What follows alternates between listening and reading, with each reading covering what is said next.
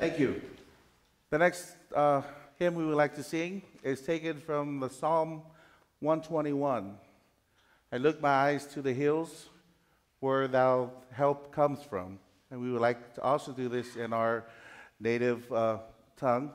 And it's also a composition, native composition from Samoa. So this is our version of Psalm 121, I lift my eyes to the hills.